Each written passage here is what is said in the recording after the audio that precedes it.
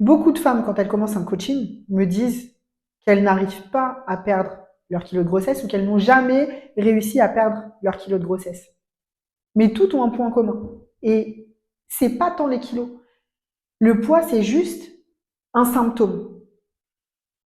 Et c'est exactement ce qu'on va creuser aujourd'hui dans cet épisode. Mais si tu n'es pas abonné, va t'abonner. Ça te permettra de continuer à voir les prochains épisodes ou peut-être à visionner les anciens si ça t'intéresse. Je suis coach et j'ai développé la méthode Neurofit, que j'ai appelée comme ça, que je vais peut-être changer de nom d'ailleurs par la suite. En gros, l'alliance du mental et du travail physique. C'est pas juste faire du sport pour faire du sport. Je développe une approche et une vision un peu plus profonde que ça. Donc aujourd'hui, parlons grossesse, parlons kilo de grossesse, mais parlons surtout femmes, responsabilité et priorité. En gros, quand tu as un enfant, que ce soit le premier ou le cinquième, l'équilibre de ta vie, il change complètement. Ça bouleverse ton équilibre, ça bouleverse ta vie. On va déjà parler du premier, parce que si tu en as plusieurs, tu as commencé par le premier. Je ne sais pas si ça t'a fait le même effet qu'à moi, mais personnellement, après l'arrivée de mon premier enfant, j'ai eu des moments de panique, de peur, de stress, d'angoisse. C'est cette conscience qu'en fait, tu as ce petit être minuscule et sans défense qui dépend de toi. Et c'est une responsabilité énorme parce que tu dis, je peux pas me louper. Si je lui donne pas à manger, il peut pas se nourrir tout seul. Il est fragile et j'ai plus que moi à penser en fait. Jusqu'à présent, jusqu'au moment où tu as un enfant, on est juste responsable de soi. C'est tout. On peut se sentir plus ou moins responsable des autres, mais ils peuvent vivre sans nous. Mais là, cet être-là, cette personne, elle dépend complètement à 100% de toi. Et je trouve que c'est une responsabilité énorme. Du moins, je m'en suis rendu compte quand j'ai eu ce petit bout de vie dans les mains et panique. Et en fait, le problème, c'est que d'un coup, tu te retrouves à devoir penser complètement à quelqu'un d'autre. Et ce qui se passe chez la plupart des femmes, c'est que l'enfant, il finit par prendre toute la place. Il n'y a plus d'équilibre.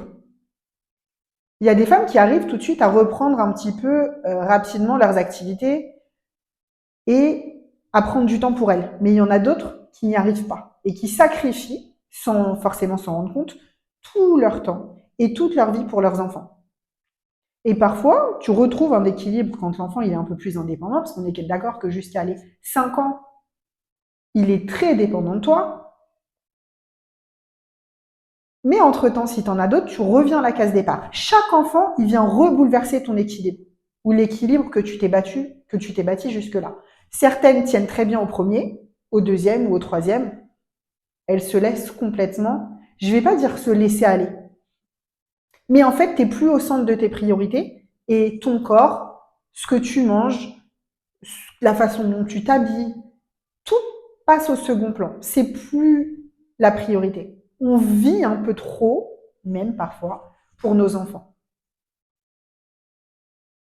Et donc, forcément, on a des choix de vie, des équilibres qui sont différents. On a du mal à manger équilibré. On a du mal à trouver du temps pour faire du sport. Et il y a aussi parfois cette notion de culpabilité, même si on ne se l'avoue pas, de se dire, mais en fait, si je prends ce temps pour moi, je m'occupe plus de mon enfant, je suis une mauvaise maman. Une maman, ça doit penser juste à ses enfants. Les enfants doivent passer au-dessus de tout. Je dois te faire plein d'activités. Je dois faire attention à ce que tu manges. C'est juste les autres et pas du tout moi. Sauf que si tu t'occupes pas de toi, en fait, qui c'est qui va s'occuper de toi? Personne. D'ailleurs, tu ne devrais pas attendre que les autres, ton mari ou les autres prennent soin de toi. C'est ton travail. Donc en fait, il faut se rappeler d'une chose. Ton rôle principal dans la vie, c'est déjà de prendre soin de toi. Si tu ne prends pas soin de toi, tu ne peux pas prendre soin des autres correctement, encore moins de tes enfants. Fatigue. Un enfant, ça entraîne de la fatigue, on est d'accord. Nuit courte, souvent on a moins de temps de sommeil. Quand on est fatigué, on est moins disponible, on est moins en forme. Tout part de la même base dans la vie. Si tu n'es pas en forme, si tu ne prends pas soin de ta forme physique, de ton corps au sens large, rien ne peut fonctionner. Et tu seras jamais au 100% de tes capacités. Tu seras jamais la maman géniale que tu veux être si tu es fatigué, que tu dors mal, que tu es mal dans ta peau, que tu te négliges. Attention, je dis pas que tu te négliges en mode culpabilisé, je me laisse aller, je suis nulle, c'est pas du tout ça. C'est ne plus faire suffisamment attention à toi. Il y a plein de façons de se négliger et manger n'importe comment, ou ne même pas prendre le temps de manger correctement, bah, c'est se négliger. Ça fait partie de cet équilibre. Pour moi, l'équilibre, il passe par trois choses. Sommeil, alimentation, activité physique. Si tu n'as pas ces trois piliers, tu ne peux pas, je le répète, être au top de tes capacités, être au top de ton potentiel, que ce soit en tant que maman, en tant que femme, en tant qu'être humain, professionnellement. Il te manque quelque chose. La base de tout, c'est ta santé, que ce soit ta santé mentale ou ta santé physique. Ta santé mentale et ta santé physique, elles passent par ces trois piliers. Donc le vrai problème de base, de fond, c'est pas j'ai des kilos de grossesse dont j'arrive pas à me défaire. Le problème de base, c'est que je n'arrive pas à faire de mon corps une priorité. Mon corps, ma forme, ma santé, mon équilibre passe après tout le reste. Et ça, dans le fond, qu'on veuille cela ou non, ça rend malheureux. On ne peut pas être bien quand on se néglige et quand on passe après tout. Et c'est important de trouver ce temps.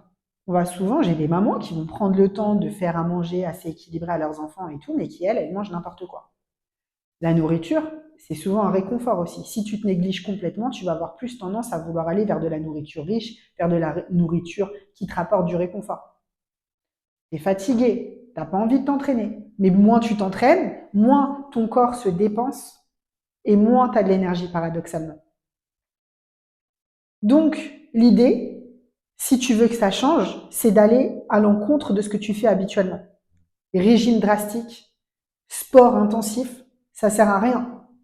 Ce qu'il faut, c'est que tu te traites mieux, que tu te donnes du temps, que tu te donnes plus de priorités, que tu revoies tes priorités. C'est difficile à faire, mais en fait, il est là le problème.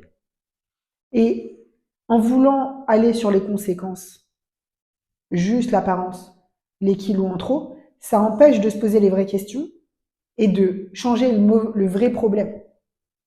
On s'attaque aux conséquences sans modifier les causes. Et donc, ça va toujours revenir. Ça doit pas être un combat, la perte de poids. Ça doit même pas être ton objectif premier. Ton objectif premier, ça doit être d'être en forme. Parce qu'en général, si tu regardes bien dans le fin fond du problème, si tu grattes toutes les couches, le vrai problème, c'est pas le poids, c'est la forme. Est-ce que tu es d'accord avec moi ou pas? Je répète, le vrai problème que tu as, c'est pas un problème de poids, c'est un problème de forme, de priorité que tu ne t'accordes pas. Si tu te remets au centre de tes priorités, tu soignes en premier ton sommeil, ton énergie, ton alimentation. Ça va te demander de revoir certaines choses. Ça ne veut pas dire que tu vas laisser tomber tout le reste, que tu vas devenir une mauvaise mère. Ça veut juste dire que tu seras mieux. Une fois que tu es mieux, tu arriveras à faire de meilleurs choix. Si tu te mets vraiment en priorité, ça ne t'empêchera pas de faire le reste. Mais ça t'empêchera à toi de te mettre en dernier de la liste de tout ce que tu as à faire. Et le plus gros du travail que je fais en accompagnement, il est là-dessus. La plupart des femmes qui viennent me voir, elles se sont délaissées, ou en tout cas elles ont délaissé leur forme pendant des années. Pourtant, je vous jure que c'est ce qui devrait être la priorité absolue de chaque être humain sur cette terre. Qu'est-ce qui nous permet de vivre, d'être maman même? Bah, c'est notre santé. Si t'as pas la santé, si tu prends pas soin de ton corps et qu'il te lâche, tu seras plus utile à personne. Et ton poids, ce sera le cadet de tes soucis.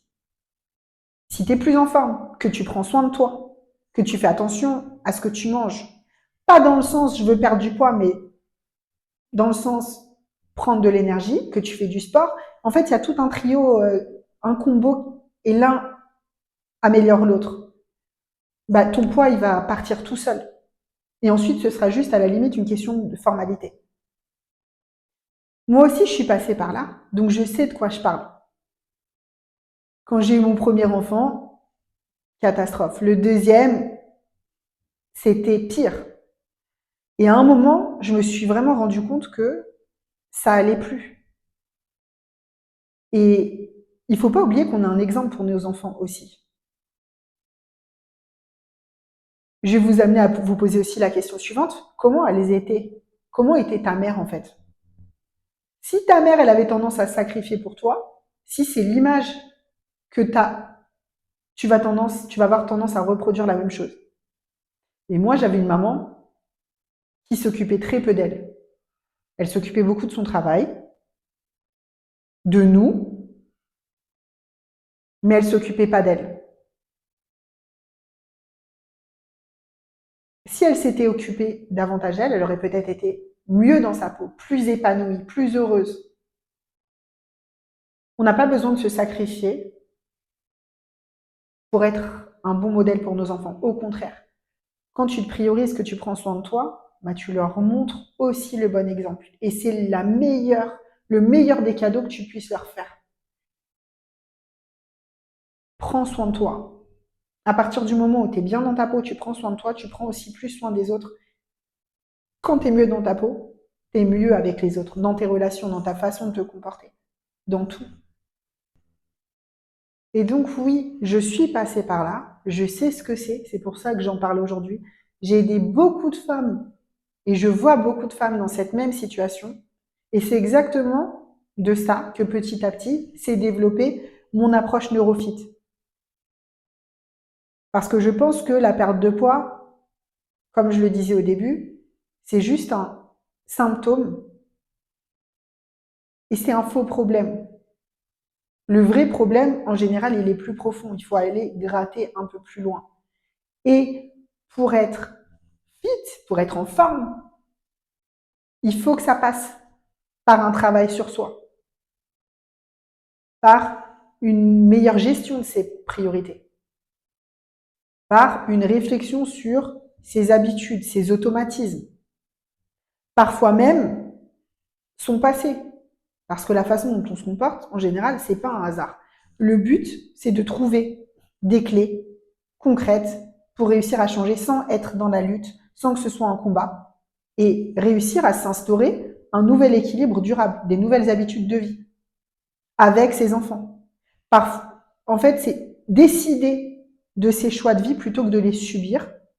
Et parce qu'on a eu des enfants, parce que notre équilibre qu'on avait au départ, il a changé, ben, on est un peu dans le flot, on se pose pas trop de questions, on fait ce qu'on peut, et finalement, on remet pas les modèles en question, mais surtout, on ne les change pas. On peut changer consciemment et décider de la vie qu'on veut ou pas. Et je pense qu'on a tous envie d'être le mieux possible. Et encore une fois, on ne peut pas être à son plein potentiel dans la vie, être pleinement heureux, si les 3 piliers, sommeil, alimentation, activité physique, ne sont pas là. C'est la base. Et donc moi, aujourd'hui, j'ai envie de vous aider à changer. Parce que moi, je le sais, le sport a changé ma vie. C'était juste le point d'entrée de plein de choses. Ça m'a aidé à remettre plein de choses en perspective. En commençant par me remettre un peu en priorité dans ma vie, prendre ce temps pour moi, pour après être plus efficace pour le reste. Si tout ce que je viens de dire te parle, si tu te reconnais là-dedans, si tu sens que ça ouvre quelque chose, que tu dis mais oui, je voyais pas les choses comme ça, la raison, et que tu as envie de changer. Tu as peut-être déjà essayé de perdre tes kilos de grossesse, peut-être que tu as laissé tomber depuis longtemps. Si tu as envie de te remettre un peu en priorité et de te remettre en forme mentale et physique, je vais laisser un lien dans la description vers un diagnostic neurofit. C'est un rendez-vous d'1 heure avec moi et tu vas repartir de ce rendez-vous avec une vision claire et un plan d'action. Par la suite, si le courant passe bien et qu'éventuellement on a envie de travailler ensemble, je pourrais te proposer un plan personnalisé d'accompagnement, que ce soit au niveau sport, au niveau mental ou les deux. Tout dépend de tes besoins. Mais tout commence par la clarté. Le but, c'est d'arrêter d'en faire trop et de faire mieux. Si l'épisode t'intéresse ou si tu penses qu'il peut aider quelqu'un, je t'invite à le partager, à t'abonner encore une fois, et je te dis à la semaine prochaine pour le prochain épisode.